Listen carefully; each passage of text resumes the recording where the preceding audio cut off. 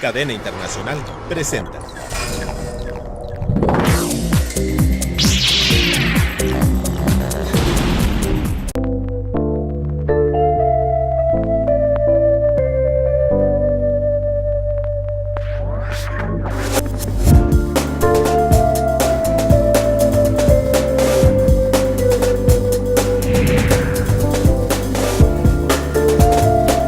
Hola, ¿qué tal? ¿Cómo estás? Esto es Motivación TV a través de Cadena Internacional Televisión.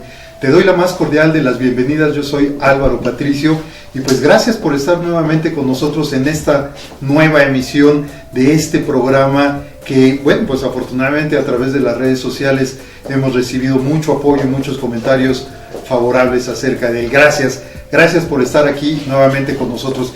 Y bien, mira, hoy tenemos un programa muy completo porque independientemente de las secciones Metaforeando y una taza de café con, que ya conoces y que cada semana tenemos, hoy tenemos a una gran invitada que nos viene a hablar de un tema muy específico y que hoy por hoy se vuelve muy necesario. Siempre ha sido, y lo vamos a ver con ella, pero conforme va pasando la vida y conforme tenemos más objetivos por cumplir y que cada día esos deseos por llegar a ser alguien, por llegar a ser algo, por alcanzar una posición, por realizar algo dentro de todos esos deseos que estamos teniendo, hoy por hoy se vuelve muy importante.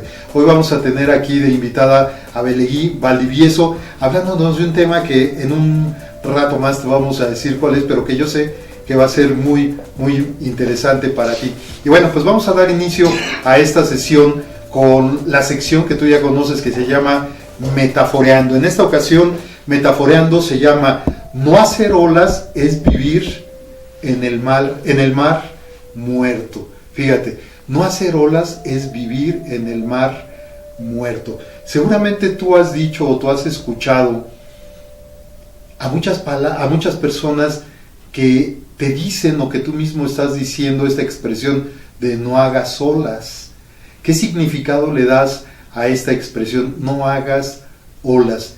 Y en esta parte de las metáforas lo estamos combinando con esta parte en donde decimos, bueno, el hecho de no hacer olas implica como si estuvieras en el mar muerto, y vamos a ver por qué. Esta expresión de no hacer olas, normalmente ¿con qué la referenciamos?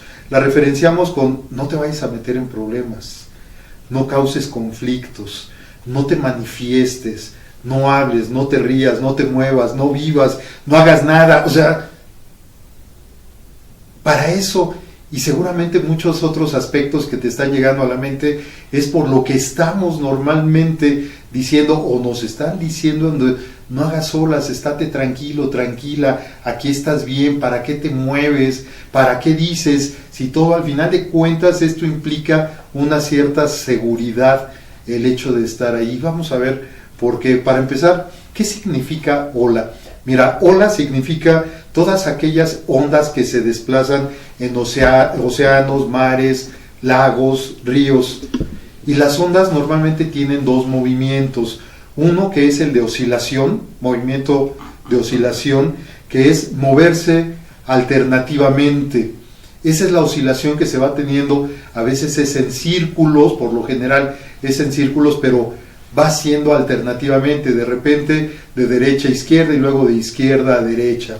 Y el segundo movimiento que tiene es el de propagación, es decir, es hacer llegar algo desde un punto hacia otros muchos lugares y además en todas las direcciones. Entonces estos dos movimientos de oscilación y propagación se van conjugando y es lo que viene a formar las olas, y es el movimiento que nosotros vemos en cualquier océano, en un mar, en un lago, en un río, etcétera. Pero también seguramente tú conoces el mar muerto, has oído hablar de él. Bueno, ¿cuáles son las características que tiene el mar muerto? Y aquí es en donde nosotros lo estamos referenciando dentro de esta metáfora, porque para empezar el mar muerto tiene vida mínima. ¿Por qué? Porque de acuerdo a la cantidad de sal que tiene el mar muerto allá entre Europa y Asia, derivado de toda esa salinidad que tiene, bueno, pues realmente la poca vida que hay es de microorganismos, pero no hay peces. ¿Por qué? Porque derivado precisamente de esa sal que ya tiene este mar, pues se morirían, no podrían vivir. Entonces son microorganismos los que viven ahí. Tiene vida mínima. De casualidad, cuando a ti te han preguntado cómo estás, ¿algún día has respondido aquí, sobreviviendo? Porque sobrevivir es tener una vida mínima, como que casi apenas estás inhalando y exhalando. O sea, estás en la parte mínima de tu vida. Otra de las características del Mar Muerto es que es agua retenida que se evapora. ¿Y por qué es retenida? Porque el Mar Muerto prácticamente no tiene salidas. Tú sabes que los mares pues salen hacia los océanos, es la salida que tienen, ahí se conjugan con toda el agua, y no, el Mar Muerto no tiene salidas. Entonces la única salida que tiene es cuando el agua se evapora, se va para arriba. En esta parte es muy importante porque esta agua retenida a través de la evaporación desaparece del mapa. Cuando nosotros estamos en esta parte de no hacer olas, es en donde no te muevas, es como escóndete, es guárdate, que nadie te vea, que nadie te vaya a decir absolutamente nada, que nadie te moleste. Es como si desapareciéramos o quisiéramos desaparecer del mapa y estar escondidos ahí, simple y sencillamente, y de repente esfumarnos cuando llegara alguien para que no nos vayan a decir absolutamente nada y que nosotros tampoco vayamos a hacer esas olas. Otra de las características del Mar Muerto es de que, como bien te decía, no tiene salidas. ¿Y qué pasa cuando nosotros como personas no tenemos salidas? Pues no tenemos opciones. Tú tienes un problema, te centras en el problema, no buscas soluciones, no buscas opciones, no tienes salidas de cómo solucionar ese problema. Y fíjate, el Mar Muerto, está en una depresión. ¿Y qué quiere decir esta depresión? Bueno, quiere decir que está a 430 metros bajo el nivel del mar, es decir, es el mar que está más dentro de toda la Tierra, digamos que es el mar más profundo. Imagínate, 430 metros debajo del nivel del mar, y por algo se llamará que está en una depresión. Cuando nosotros estamos en ese estado emocional de depresión, pues es como si estuviéramos prácticamente muertos. ¿Por qué? Porque no queremos hacer nada, no queremos que nadie nos moleste, no queremos saber nada del mundo, ni que el mundo sepa de nosotros. Nos vamos escondiendo. Cuando estamos en esa etapa de depresión, por lo general no hacemos olas, no nos mostramos, no salimos, ni siquiera para nosotros mismos.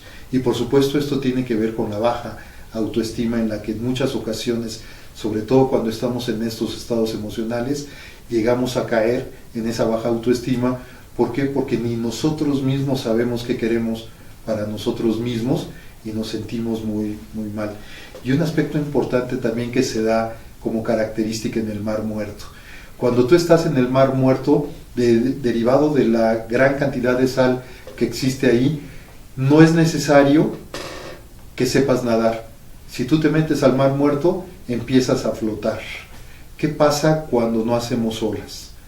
Te la llevas flotando, en donde no te mueves. Imagínate cuando tú estás en una alberca y cuando estás flotando en donde no te mueves, simplemente vas al vaivén de lo que te va llevando la propia agua de la alberca, y ahí te vas moviendo y de repente volteas y ya estás en otro lado diferente a donde habías iniciado dentro de la alberca. Fíjate cómo todas estas características tienen que ver precisamente con no hacer olas. No hacer olas incluso significa estar dentro de nuestra zona de confort, ese estado de comodidad y seguridad, pues relativas, aparentes. ¿Por qué? Porque aparentemente estamos tranquilos, aparentemente estamos seguros, pero realmente es así internamente cómo nos estamos sintiendo. Es como que ver que la vida pasa y a ver qué nos depara. ¿Con qué lo podemos referenciar? Creencias que no cambiamos, rutinas, hábitos, evitar riesgos, actitud pasiva, monotonía, apatía, tradiciones sociales, familiares y personales. ¿Cuántas tradiciones venimos arrastrando, tanto de la sociedad como más de la familia, y las propias que nosotros vamos construyendo? Desmotivación, cerrazón, aislamiento, justificaciones para no hacer nada, para no moverme, para no hablar, para no hacer, para no vivir, simple y sencillamente para sobrevivir. Hacer olas, en cambio, ¿qué significa? Si tú tomas el riesgo de hacer olas, ¿qué significaría? En primer lugar, atreverte a cometer errores, y eso es humano. Hacer ruido, asumir riesgos, hacerte presente, que te vea la gente, que te oiga, que te vea pasar, expectativa por la novedad, buscando siempre la novedad, el cómo puedo hacer las cosas que ya he venido haciendo, cómo las puedo hacer de otra manera, de una manera diferente. Cruzar fronteras, todas las fronteras que tú quieras, empezando por las de tus propios límites que te has impuesto para actuar, para hablar, para pensar. Todos esos límites que cada uno de nosotros nos vamos poniendo son fronteras que tenemos que sobrepasar para ir más allá. Abrir tu abanico, siempre normalmente lo traemos cerrado, y un abanico cerrado no te va a servir absolutamente de nada, lo tienes que abrir para generar opciones, tener nuevos comienzos. Cada día es un nuevo comienzo, y no lo vemos así, lo vemos como parte de una continuación de la vida, y cada día es un nuevo comienzo. Cada vez que haces algo nuevo es un nuevo comienzo, cada vez que tienes un nuevo pensamiento es un nuevo comienzo, cada vez que te atreves a asumir un riesgo es un nuevo comienzo, y eso te genera novedad, y no solo novedad, sino curiosidad. Te va a dar resultados, algunas ocasiones positivos, otros negativos, pero acuérdate que somos seres humanos y que tenemos que asumir los riesgos. ¿Por qué? Porque al final de cuentas podemos cometer errores simple y sencillamente como parte natural del vivir. Mostrar una nueva cara, lávate la cara, no siempre salgas con la misma cara, cada día cambia de cara, cada día cambia de facciones, cada día obsérvate en el espejo, trabaja con tu espejo. ¿Para qué? Para que cada día te presentes al mundo con una nueva cara, y vas a ver cómo el mundo te va a dar también una nueva cara a ti. Mudar de escenarios. Hay ocasiones que nos acostumbramos tanto a los escenarios en donde habitualmente estamos, que es en donde sentimos seguridad, no nos queremos mover, ahí estamos y mejor aquí me mantengo. Cámbiate de escenarios, modifica los escenarios que actualmente tienes, y con esto toma las decisiones que tú tengas que tomar, pero siempre busca el estar cambiando, inclusive el lugar en donde tú estás. Yo normalmente en las conferencias, cursos y todo esto que tiene que ver con esto, yo les digo, empieza por acostarte diferente. Empieza por acostarte del otro lado de la cama, empieza por acostarte inclusive al revés, en donde normalmente ponemos la almohada, ahora ponla al revés. Ve cambiando las cosas, atrévete a hacer cosas diferentes. De por sí somos seres de hábitos, y eso es algo natural y es algo normal. Atrévete a ir modificando todos esos hábitos para que tengas una vida mucho más significativa. Hacer que tu cuerpo cambie, haz que tu cuerpo cambie, modélate a ti misma, a ti mismo. Empieza a hacer olas, y empieza a hacer olas para tu propio beneficio. Experimenta, cambia de estado, ve modificando tus estados, date cuenta de las emociones y sentimientos que vamos teniendo en un solo día, y velos modificando de acuerdo a lo que tú quieras para ti. Y por último, renovar. Cada día el hecho de tener un nuevo comienzo en la mañana implica el que nos estamos renovando dentro de nuestra vida. Así es que yo te sugiero que a partir de hoy sí te dediques a hacer olas. Espero que te haya gustado esta reflexión y esta metáfora, y que derivado de esto, bueno, pues empieces tú a generar los cambios que tú consideres que son necesarios en tu vida. Vamos a pasar al tema principal de nuestro programa del día de hoy, y le quiero dar la bienvenida a Belegui Valdivieso Martínez. Belegui, muchas gracias por haber aceptado la invitación y estar aquí en Motivación TV. Al contrario, muchísimas gracias, Álvaro, por la invitación. La verdad es que es un verdadero placer estar el día de hoy aquí. Mucho gusto y muchas gracias. Mira, Belegui es fundadora de Coaching y Mentoring para Servidores Públicos, es Metacoach por la International Society of Neurosemantic. Ella ya tiene mucha experiencia en toda esta parte del coaching y del mentoring, específicamente en el área de servidores públicos, y es precisamente lo que nos viene a comentar el día de hoy: coaching y mentoring para servidores públicos. Estamos, como bien tú sabes, aquí en nuestro país, bueno, pues generando un cambio a través del cambio de gobierno que se acaba de dar ahora en diciembre, y bueno, pues en las noticias prácticamente todos los días estamos escuchando hablar de servidores públicos, servidores públicos, servidores públicos. Sin embargo, yo sé que aunque tú no seas servidor público, esto que nos va a comentar Belegui el día de hoy también te va a servir a ti. ¿Por qué? Porque al final de cuentas cada uno de nosotros en el área en la que nos desenvolvemos tenemos la oportunidad de ser mejores, y yo sé que estos conceptos, como normalmente se dice, nos van a empezar a caer veintes para empezar a generar cambios también en nosotros. Si tú eres servidor público, servidora público, bueno, pues con mayor razón. Belegui, pues nuevamente muchas gracias. Coaching y mentoring para servidores públicos. Normalmente pensamos de los servidores públicos que son seres, como decíamos hace un rato, de hábitos, que llegan, hacen su trabajo, hacen lo mínimo indispensable, que no es cierto, y te lo digo porque yo fui servidor público, así es que me consta, y me consta no nada más en mí, me consta en mucha gente que conozco, pero qué bueno que estas herramientas ya están llegando también a ellos, con el objetivo obviamente de eficientarse en el área personal, pero también hacia el área de servicio al público. Así es, Álvaro. Pues mira, como bien decías al inicio, en esta reflexión que haces de metaforeando de movernos, justamente el coaching y el mentoring tiene ese objetivo, ¿no? Movernos, sacarnos de esa zona cómoda para ponernos en acción y lograr nuevas metas. Y específicamente, ¿por qué para servidores públicos? Hace un ratito teníamos la oportunidad de compartir tu experiencia como servidor público y mi experiencia también como servidora pública, y te platicaba yo, y ahora les comparto, que me cansé de estas conversaciones en donde hablar de que yo ahora tenía la oportunidad de desempeñarme como servidora pública era que me vieran cara de, pues, de menos de ladrona o de floja o de una persona no tan grata, ¿no? Y dije, bueno, ¿y qué puedo hacer para que sea esto diferente, ¿no? Porque la verdad es que no me gustaba, ¿no? Y de hecho no me agrada que todavía se siga dando este concepto, etiqueta, ¿no? O esta idea que se tiene del servicio público. Y entonces me gustaría empezar compartiendo qué es el servicio público, ¿no? Y bueno, yo tengo una definición, que el servicio público es un privilegio de poder ayudar y hacer algo más por la sociedad a la que yo pertenezco, ¿no? Entonces yo, lejos de verlo como de servirme de los otros, es como más bien ese privilegio de poder brindar un servicio ante las necesidades que veo que tiene mi entorno, ¿no? Fíjate que en eso tú y yo coincidimos, porque independientemente de que, bueno, yo por muchos años también fui servidor público, ese estigma, ese calificativo que normalmente se les da a las personas, yo tuve la oportunidad en muchas ocasiones de escuchar a personas que se referían muy mal de los servidores públicos por estas estigmas y creencias que se tienen. Sin embargo, yo les decía, bueno, yo les hacía una pregunta, esta idea que tú tienes, ¿por qué es? ¿Has visto trabajar a la gente o simplemente por el rumor general que hay, ¿no?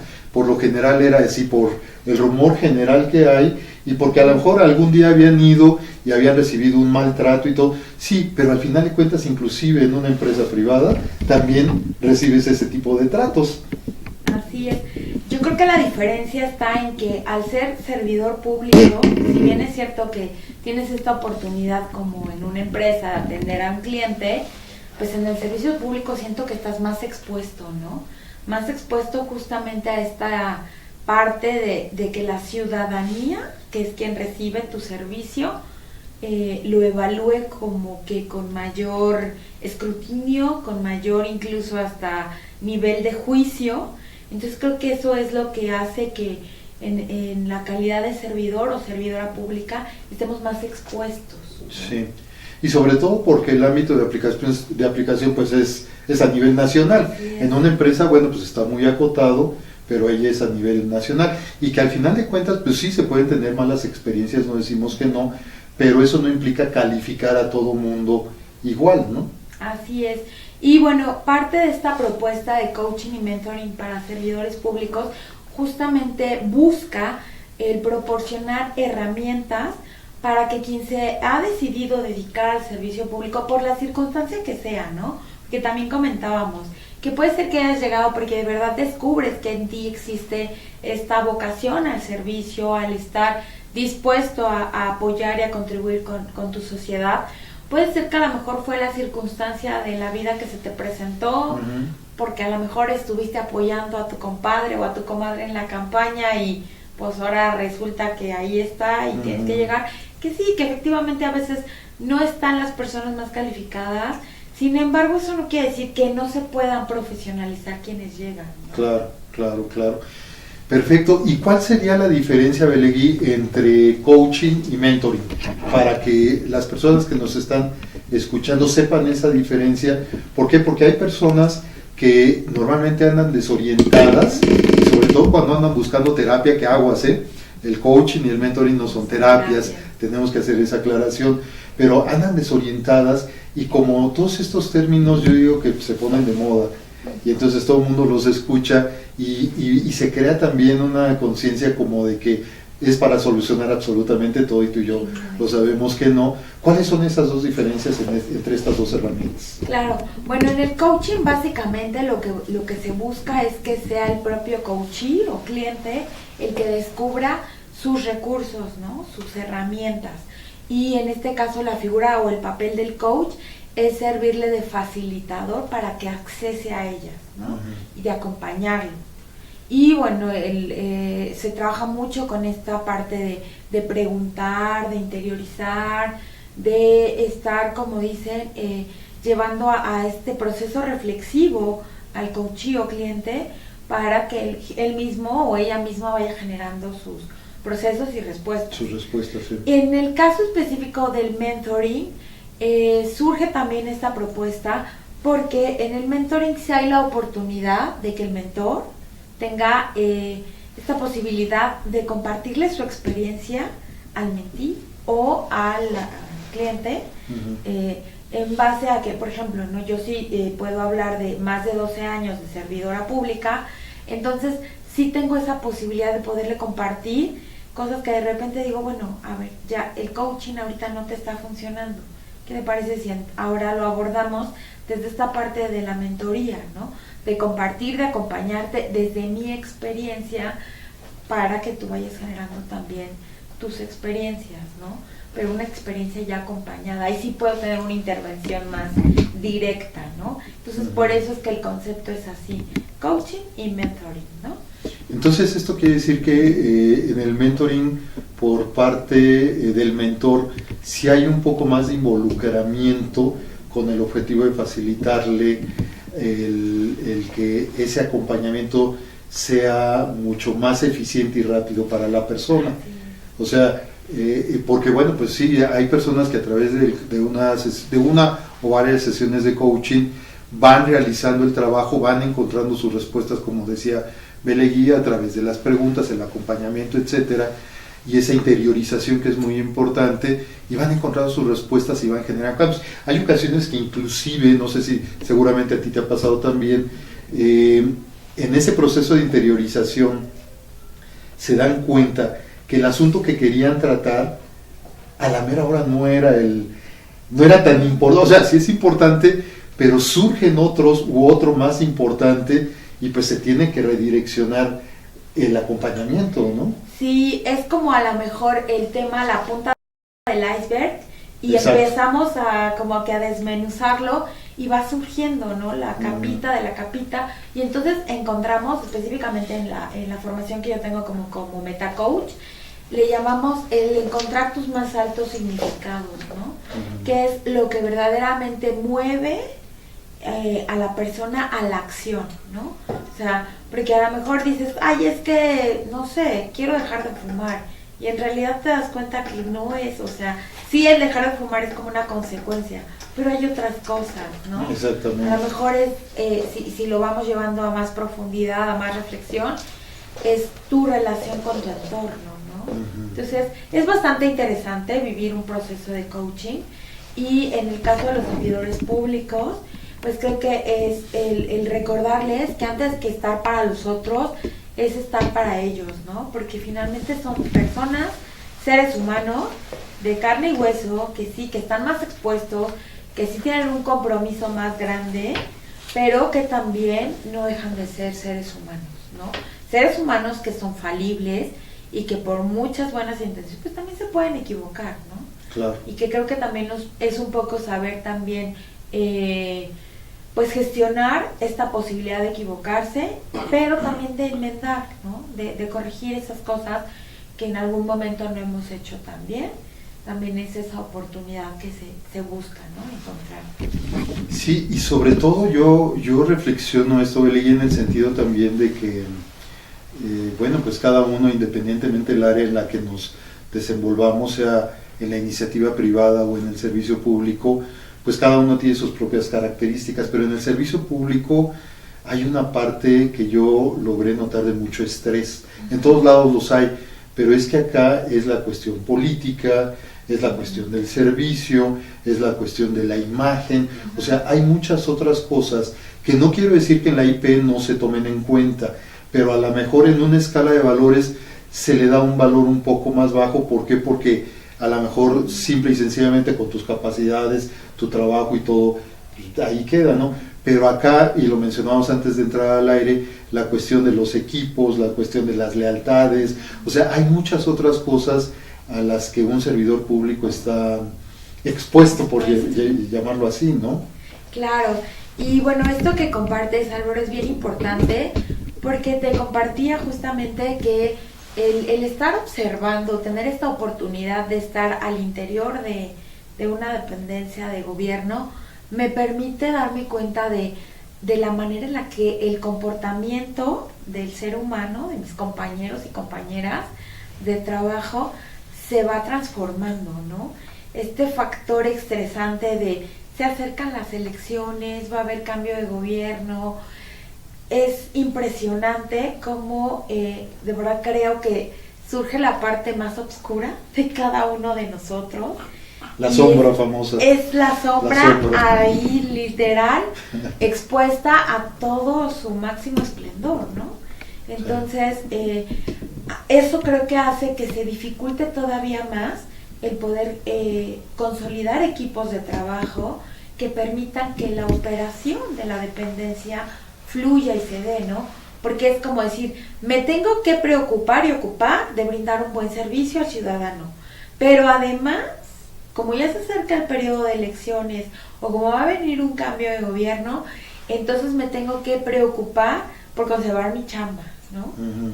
Y además, si tengo o soy parte de un equipo, pues ver, como dicen, ¿no? Al mejor postor, a quién le veo que tenga las posibilidades de mantenerse y quedarse, y entonces reviro para acá, ¿no? A lo mejor tú me invitaste, tú eres mi amigo y pues ahorita olvídate que nos conocemos porque acá es donde voy a obtener los beneficios, ¿no? Entonces creo que son muchos factores que generan un estrés adicional cuando te dedicas al servicio público. ¿Y cuál ha sido la respuesta de toda la experiencia que tienes ya de 12 años? ¿Cuál ha sido la respuesta de los servidores públicos a estas herramientas? Mira, en los niveles donde he tenido ahorita la oportunidad de trabajar ha sido en el nivel federal y en el nivel municipal, ¿no? Uh-huh. Y te puedo decir que en el nivel municipal ellos lo toman como de gracias por estas herramientas, gracias por esto que me estás compartiendo, porque me va a permitir dar algo mejor de mí, ¿no? Como una mejor versión de mí. Uh-huh. Sin embargo, lo que me he encontrado en el nivel federal ha sido como un poco más de resistencia. ¿Sabes? Como decir, híjole, como yo ya lo sé todo, o sea, yo ya estoy acá en otras esferas, ¿qué me vas a aportar, no? Creo que hay un poquito más de resistencia y un poquito más de, si pudiera llamarlo, yo creo que de ego, un poco más de soberbia al trabajar con ellos en esta parte de profesionalizarse, ¿no? Porque finalmente de esto se trata el coaching y mentoring para servidores públicos, ¿no? De una alternativa para profesionalizar el servicio público. Y entonces, en todos tus procesos tú vas, o sea, tú lo haces en grupo, no a nivel personal, porque bueno, pues son muchos los servidores públicos y todo esto, ¿no? ¿Sí se logra el trabajo en equipo después de todos estos procesos? ¿Cuánto duran más o menos los procesos? ¿Tú lo haces a través de cursos, a través de talleres? ¿Cómo lo haces con ellos? Mira, para llegar a mayor número de personas, pero sin perder de vista esta parte como de cercanía y de conexión, Yo lo trabajo en la modalidad de 9 meses, ¿no? Son 9 meses en donde tenemos sesiones presenciales, pero también hay todo un acompañamiento a través de ejercicios y de información que se va compartiendo, y me apoyo mucho en lo que es las redes sociales, ¿no? Entonces, de entrada, pues el grupo al que pido que llegue a mí es de 20 a 30 personas, ¿no? Para poder hacerlo, y de ahí ellos sean responsables de poder permearlo a sus equipos de trabajo, ¿no? Digamos entonces que trabajo con las cabezas de área, ¿no? Las direcciones de área, para que sean ellos a su vez los que puedan permearlo a sus equipos. ¿Y qué resultados has obtenido? Pues mira, o ellos han obtenido, por supuesto tú, sí, pero claro. también ellos. Te decía que sí logro ver una diferencia en estos dos niveles con los que he trabajado. En la parte municipal, la verdad es que sí ha habido importante avance en el sentido de entender y dignificar lo que es el servicio público, ¿no? Esta parte del orgullo que implica el poder tener esta oportunidad de servir a sus comunidades, a sus ciudadanías. La gente entiende que es persona, que no se trata de renunciar o de ponerse tampoco de tapete o de inmolarse por la ciudadanía, sino de encontrar este balance, ¿no? Y saber que tienen que estar bien ellos o ellas para poder brindar un mejor servicio a la ciudadanía. También he visto que hay más esta cohesión de grupo, ¿no? O sea, sí buscan ya no estar como que queriendo hacerlo todo, sino el delegar, el encontrar el eco en su propia ciudadanía. Y no ha sido así en la parte federal. Sí te digo que ahí creo que sí he encontrado un poco más de resistencia. Creo que ahí la estrategia ha funcionado más cuando ha sido uno a uno, ¿no? Sí, el trabajo se ha hecho en esta modalidad de team coaching. Sin embargo, sí ha sido más efectivo el poder hacerlo uno a uno, ¿no? Entonces es un poco raro, todavía no logro entender muy bien el porqué de este fenómeno. Pienso que puede ser porque en el municipio, que es básicamente con quien tengo los casos ya documentados, hay como esta posibilidad de conexión con la ciudadanía, ¿no? Sí, son más cercanos. Sí, es ¿no? más cercano. Y tal vez en la parte federal es como el trabajo más desde el escritorio. Entonces creo que esta parte de la conexión con otros seres humanos, con los que van a ser los beneficiarios finales, creo que pudiera ser un factor que está determinando que haya esta diferencia en los dos niveles con los que he tenido la oportunidad de trabajar. Y yo me imagino que después de todos estos procesos grupales que tú estás llevando, independiente, puede ser en ambos niveles de gobierno, supongo que hay gente interesada que después de terminar el proceso grupal quiere entrar a un proceso personal ya para determinados aspectos personales de logro, de metas, etcétera, ¿no? Así es. Ya ha habido personas que dicen, bueno, a ver, o sea, estuvo muy bien como el primer contacto, pero entonces al darse cuenta que como personas también tienen muchísimas capacidades y potencial, entonces empiezan a tomarse más en serio, ¿no? Que de repente es como decir, candil de la calle y obscuridad de tu casa, ¿no? Sí, porque estás muy volcado ahí, ¿no? Para la foto, ¿no? Para que digan que sí hice bien mi trabajo, pero de repente terminas cual tapete, ¿no? Entonces sí creo que ha habido esta parte de mayor responsabilidad por sí mismos y sí han empezado procesos ya muy importantes, pero ya muy enfocados a logros personales, ¿no? Y qué bueno que se da esto, porque al final de cuentas yo creo que es el momento en donde se cierran muchos aspectos, en donde pues al final de cuentas, independientemente de que sean servidores públicos, en un momento dado también van a formar parte del público, claro. ¿sí? En algunas otras áreas y todo, y entonces ahí tienen la oportunidad de poner en práctica precisamente todo esto que ellos están aprendiendo y están aplicando, ¿no? Y en esta parte, a nivel Belegui, de gobierno, en general, integralmente, ¿cómo es visto esto? Y te lo comento porque hace poco yo escuchaba que, por ejemplo, en el ámbito del fútbol, se hablaba mucho, inclusive con cierta ironía, diría yo, con el famoso Cruz Azul, el equipo Cruz Azul de fútbol, en donde decían es que ya tiene un coach, y con esa, es una coach, y con esa coach ahora sí van a ser campeones, no lograron el campeonato, y entonces sobre la coach, ¿no? O sea, como que se ve con cierta ironía. ¿Será que todavía hay mucho desconocimiento de este tipo de herramientas? O lo que hemos visto seguramente tú y yo en estos procesos de que la gente piensa que nosotros somos quienes les vamos a resolver los problemas.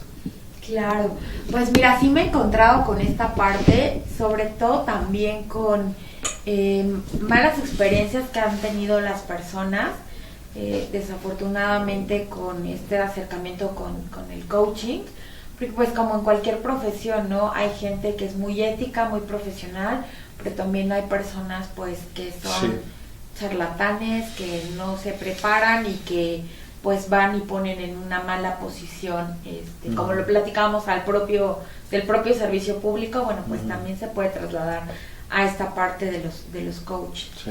Y bueno, para esto, ¿qué es lo que yo hago? De hecho, desde hace pues un año más o menos, decidí sacar una cápsula a la que llamo Metacoacheando, ¿no? Entonces, en redes sociales les comparto a las personas lo que pueden hacer para identificar quién sí es un coach profesional, ¿no? Y entonces la verdad es que esa campaña me ha funcionado para poder clarificarle a la gente qué hace un coach, qué hace un metacoach, darle como tips de qué es lo que sí y lo que no, porque tampoco es que el coach sea el mago de Oz y que te conceda los deseos, ni mucho menos, ¿no? Entonces creo que también eso implica mucho el profesionalismo con la que cada una de las personas que nos dedicamos a esto también sepa transmitir y acotar cuáles son los alcances y qué es lo que la gente puede esperar cuando inicia este tipo de procesos de coaching. Sí, tienes mucha razón y coincido totalmente contigo en esto que dices, porque hay que tener mucho cuidado si deseamos iniciar un proceso de este tipo, porque como lo comenta Belegui, pues desafortunadamente hay personas sin ética profesional que toman un curso de coaching de un fin de semana y el lunes ya son coach. Entonces hay que tener mucho cuidado porque este tipo de herramientas implican un trabajo que se realiza durante muchos meses, en ocasiones son años, en donde tiene uno que estar directamente en contacto con otras personas, uno mismo es supervisado, uno como coach debe tener su propio coach, o sea, no por el hecho de ser coach quiere decir que no, también tenemos nuestro propio coach al que tenemos que estar acudiendo regularmente también para tratar nuestros propios asuntos, y hay que tener mucho cuidado, sobre todo en el aspecto de que hay personas, no tenemos la cultura todavía, creo yo, de la terapia psicológica, y entonces muchas personas se dejan ir con el engaño de que en lugar de ir con un psicólogo tratándose de asuntos que requieren la intervención psicológica, pues van con un coach, y hay coaches, pero que los reciben, ¿no? Obviamente eso implica una falta de ética profesional, pero total, ¿no? Entonces tienes que tener mucho cuidado. El coach y el mentoring simple y sencillamente son acompañamientos que se tienen, no implica, y por lo general son para destrabar situaciones que tenemos con el objetivo de lograr algún objetivo, alguna meta, mejorar en ciertos aspectos de nuestra vida, pero no tiene nada que ver con trastornos, no tiene nada que ver con cuestiones psicológicas ya mucho más profundas, a donde sí hay que ir a terapia, ¿no? Así es, no es algo remedial.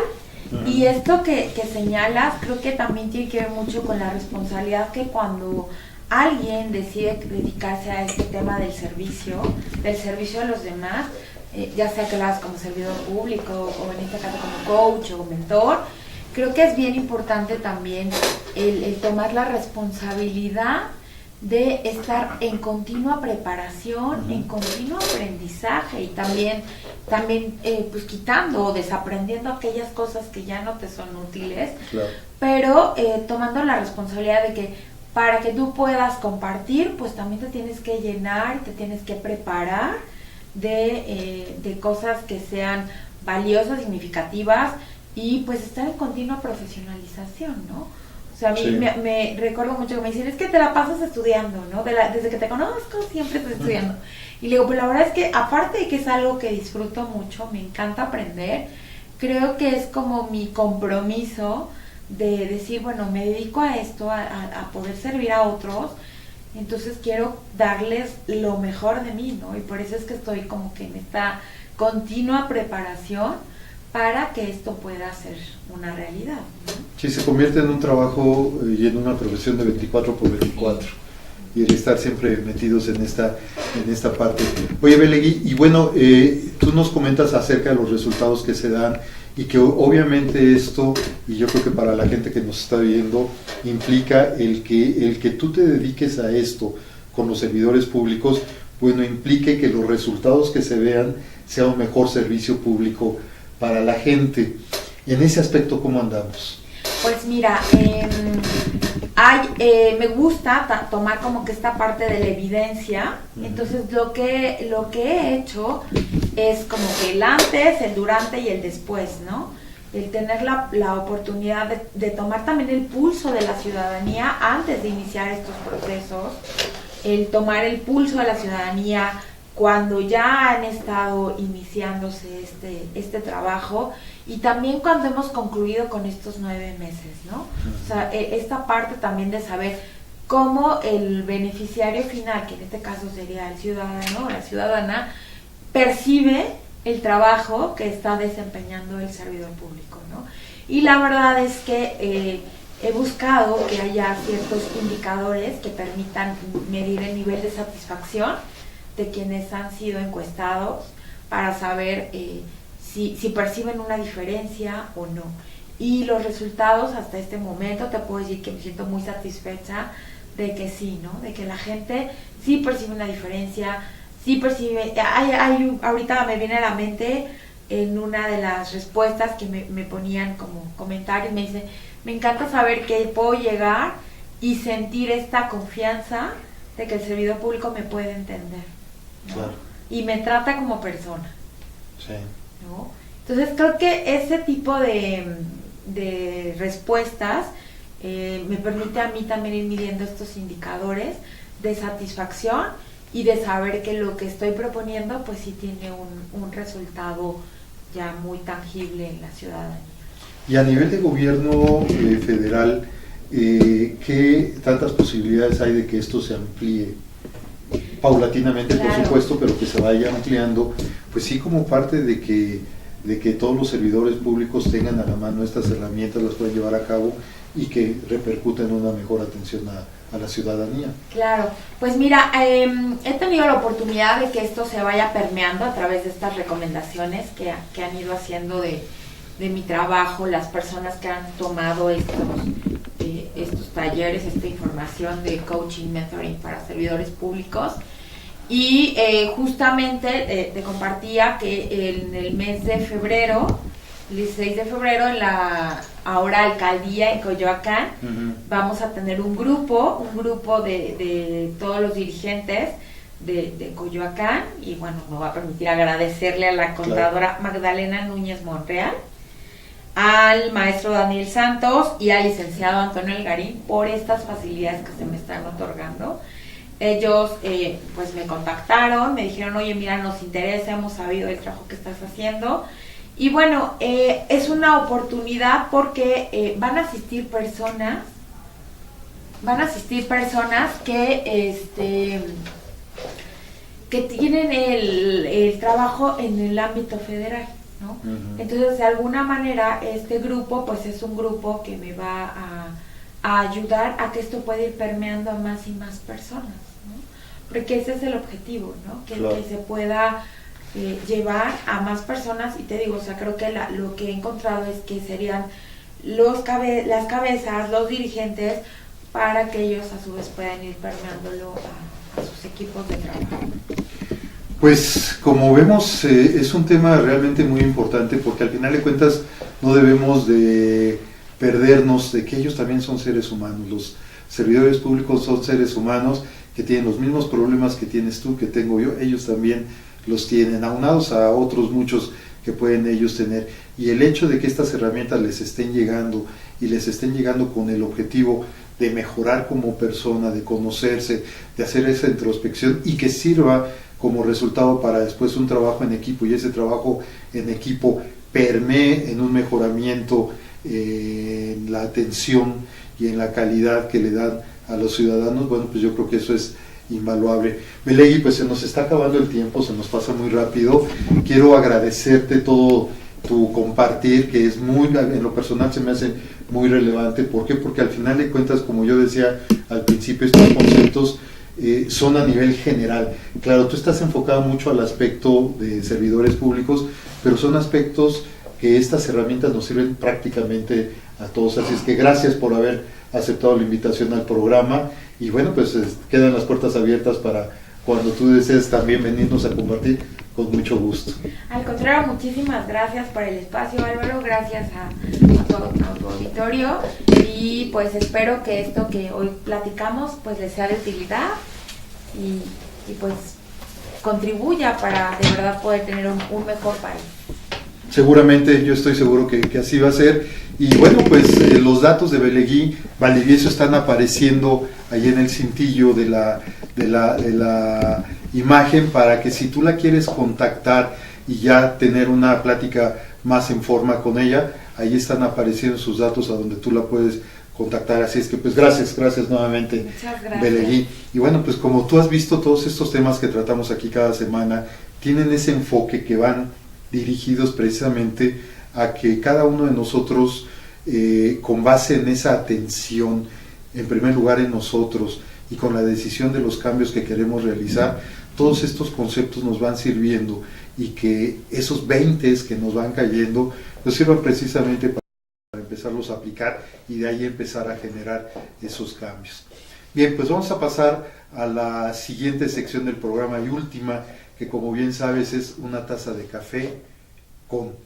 A mí me da mucho gusto esta cita que tuvimos el día de hoy. Y es una cita que en lo personal me llenó de mucha emoción, porque es con un personaje al que yo conocí desde muy chico, desde muy pequeño, y lo conocí a través de sus películas, y que en aquel entonces, bueno, pues me ayudaba para reírme, me distraía, me gustaba, etcétera. Claro que cuando yo lo vi, bueno, pues yo veía sus películas, él ya era una persona mayor y todo. Sin embargo, el personaje que lo hizo famoso y que hoy por hoy sigue persistiendo, a pesar de que él pues ya falleció hace muchos años, su personaje sigue persistiendo, y yo estoy seguro que seguirá persistiendo por mucho tiempo. La taza de café que el día de hoy nos vamos a tomar es con el señor Charles Chaplin, y específicamente con su personaje que todos conocemos, Charlotte. Ese personaje al que hemos visto en muchas películas, sobre todo películas mudas, aunque ya las últimas por ahí hubo algo de sonido, pero prácticamente todas sus películas fueron películas mudas, y cómo a través de simple y sencillamente todo lo que veíamos nosotros en pantalla nos divertía, nos hacía reír, y que inclusive esas películas persisten todavía en la actualidad, y que si las llegamos a ver nuevamente, bueno, pues nos llenan precisamente de ese gozo que cada uno de nosotros tenemos. ¿En dónde fue la cita? Mira, la cita fue en la Plaza Leicester. Esto fue en el centro de Londres. Yo llegué puntualmente a la cita, un café que cuando yo llegué y me senté en una de las mesas de este café, me di cuenta por qué me había citado Charlotte ahí. ¿Por qué? Porque exactamente enfrente hay un parque en donde desde esta cafetería se veía y se ve todavía una estatua de Charles Chaplin, una estatua que le hicieron y que para inmortalizarlo la dejaron ahí. Estaba yo precisamente viendo la estatua cuando él llegó, y él llegó con su característico indumentaria, su característico bombín, su característico bastón, todo lo que conocemos de Charlotte, el personaje de Charles Chaplin. Y él llegó con su característico andar que todos conocemos, y además con algo muy importante, con una sonrisa en su rostro. A mí me dio mucha emoción el conocerlo y el platicar con él. Él llegó, se sentó, y yo no sabía, dentro de los nervios que tenía, cómo iniciar la entrevista. ¿Por qué? Porque para mí fue una figura relevante desde que yo era muy pequeño. Y él fue el que realmente inició con esta entrevista y me agradeció el que fuera ahí, y sobre todo el que fuera precisamente en este café enfrente de la estatua que él tiene en esta plaza de Leicester. Yo le comentaba que la cita para el café no tenía nada que ver de platicar acerca de la carrera cinematográfica, de la carrera de director que él tuvo, de actor, no, porque al final de cuentas todo eso ya lo conocemos, y si no lo conocemos en su totalidad, bueno, seguramente has visto una o varias de las películas de él. A mí en lo personal, una que me llamó muchísimo la atención y que la he visto varias veces es la de Tiempos Modernos, porque además muchas de sus películas llevaban gran mensaje que todavía hoy por hoy sigue siendo un mensaje muy actual, a pesar de los años que han pasado de cuando se filmó esas películas, y prácticamente todas las películas de él llevan algún mensaje que cada uno de nosotros podemos captar. Yo le decía que había dos aspectos por los cuales yo quería platicar con él. Por un lado, lo que se conoce como su personalidad, que para mucha gente, muchos de sus biógrafos, es una personalidad contradictoria. ¿Por qué? Porque en su personaje de Charlotte, ¿cómo era su vestuario? Si tú lo recuerdas, ¿cómo era el vestuario de Charlotte? Por un lado, pantalones muy holgados, pero un saco muy ceñido. Ahí había una primer contradicción. Por el otro lado, pues él representaba a un vagabundo, pero un vagabundo con grandes modales, con modales de todo un lord, inclusive con el bombín, inclusive con el bastón, su forma de caminar, su bigotito, generalmente siempre estaba limpio, pero él representaba a un vagabundo. Entonces había cierta contradicción, y te digo, muchos de sus biógrafos decían esto. Y él me decía algo, dice, mira, mucho tiene que ver de que esta parte contradictoria viene desde mi infancia, porque desde mi infancia a mí, por ejemplo, no me ha gustado la Navidad. Y yo decía, la felicidad, realmente la felicidad existe, y si existe, ¿en dónde está? Y era algo que le preguntaba a su papá, y él dice, mira, cuando yo era niño, yo le preguntaba a mi papá esto, ¿realmente existe la felicidad? Y si existe, ¿en dónde existe? Y créeme lo que cuando a mí me comentó esto, todavía se me hizo más contradictorio, porque dije, a ver, él está preguntando, en primer lugar, si hay felicidad, y si la hay, en dónde está, en dónde existe, pero por el otro lado nos hacía felices a todos los que veíamos sus películas. Entonces, ¿cómo era posible que él preguntara si había y si existía la felicidad, cuando él realmente se dedicaba a llevar felicidad a todo su público? Y él me dice, mira, cuando yo era pequeño, yo me quejaba con mi padre de que yo no tenía juguetes, porque además él viene de una familia de muy pocos recursos, y además una familia de las que hoy en la actualidad llamamos disfuncional.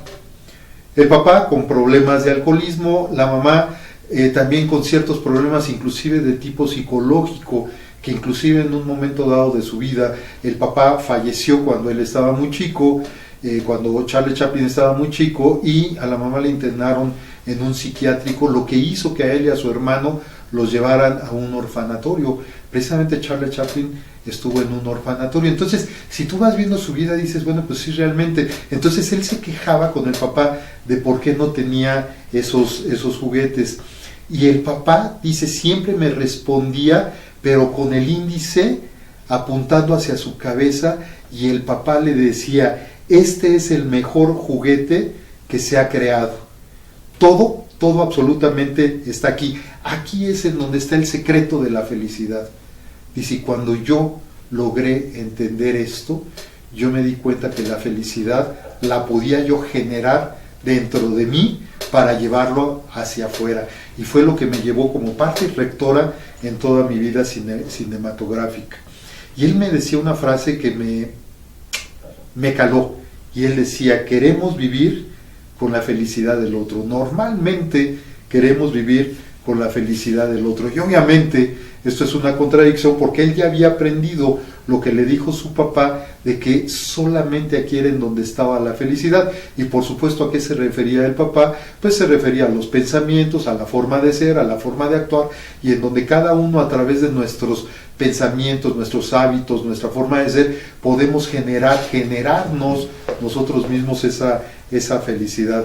La vida es maravillosa si no le tienes miedo, me decía. Y entonces yo iba aclarando toda esta parte en donde yo decía, bueno, es que sí, en un momento dado, cada uno de nosotros podemos tener aparentemente una vida contradictoria, pero no nos damos cuenta. Y él lo único que hizo fue llevar esta aparente contradicción, la llevó precisamente hacia su personaje y hacia las películas que él hizo. Y él me decía, dice, mira, para hacer una película solo necesito una chica guapa, un parque y un policía.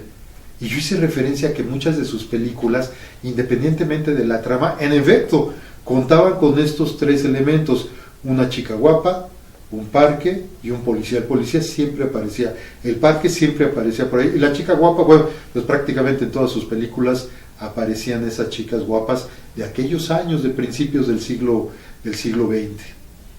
Y entonces yo le decía, esa es otra parte que yo quería platicar con usted, porque precisamente algo que se le reconoce a usted es que usted en su vida y en sus películas, en toda su cinematografía, usted aplicaba el principio de la simplicidad, no de la simpleza, sino simple y sencillamente de la simplicidad. Y él me decía, en efecto, el poder de lo simple tiene dos principios. Y él decía, si tú no eres diferente en algo, fíjate qué importante es esto, si tú no eres diferente en algo, lo único que te queda es ser barato.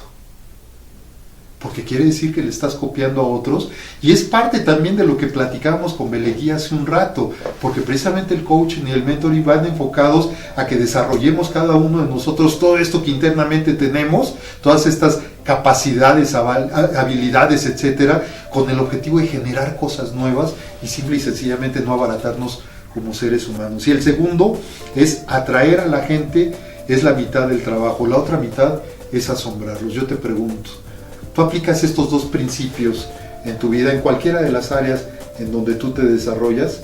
Es tan simple ser feliz, pero tan difícil ser simple. Y después de decirme esta frase, Charles Chaplin se levantó y se alejó precisamente hacia ese parque en donde está, en la plaza principal de Leicester, su estatua. Y él se fue perdiendo entre la gente y llegó un momento en lo que lo único que yo vi precisamente era la estatua del señor Charles Chaplin. Créeme lo que esta taza de café, esta cita que tuvimos el día de hoy, en lo personal fue de mucho aprendizaje y espero que también para ti lo haya sido. Por un lado, aclarar tus contradicciones, que todos la tenemos, y por el otro lado, aplicar lo simple a tu vida. Hemos llegado al final del programa. Yo quiero agradecerte el que hayas estado el día de hoy aquí con nosotros. Un agradecimiento a Cadena Internacional Televisión, también por supuesto a nuestro productor Jaime Herrera García por hacer posible esta emisión, pero principalmente a ti por haber estado el día de hoy con nosotros y a través de todos los comentarios que tú normalmente nos das a través de las redes sociales. Soy Álvaro Patricio y recuerda que motivación es tener un motivo. ¿No lo tienes? Créalo. Nos vemos en Motivación TV la próxima semana. Hasta luego, bye.